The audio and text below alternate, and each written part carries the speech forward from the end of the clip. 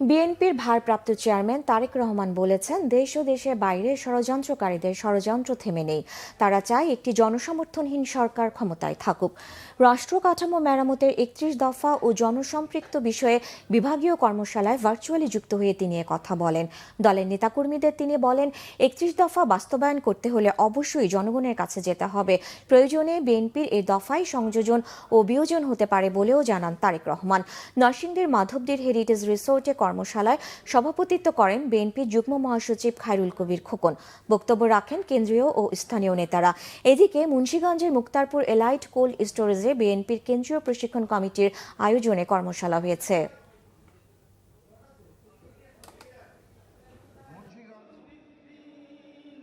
কোনো প্রস্তাবনা ভালো দেন, কোনো কিছু ভালো উপস্থাপন করেন যেটি মনে হবে যে দেশের মানুষের জন্য সাহায্য করবে, আমরা অবশ্যই সেটিকে গ্রহণ করবো। এটি ওপেন ব্যাপার, এটি কোনো ধর্মীয় গ্রন্থ না যে এটি একদম 31 দফা এসে ফিক্সড হয়ে গেল।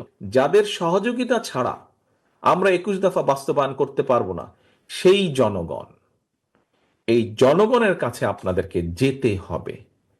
আপনাদেরকে যে কোনো মূল্যে জনগণের কাছে যেতে হবে। আপনার বিরুদ্ধে, আপনার দলের বিরুদ্ধে, সর্বোপরি এই দেশের বিরুদ্ধে ষড়যন্ত্র কিন্তু থেমে নেই।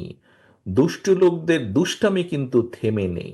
সেটি বাইরেই হোক, আমাদের বাইরেই হোক, সেটি আমাদের দলের ভেতরেই হোক, সেটি আমাদের দেশের ভেতরেই হোক, সেটি আমাদের দেশের বাইরেই হোক।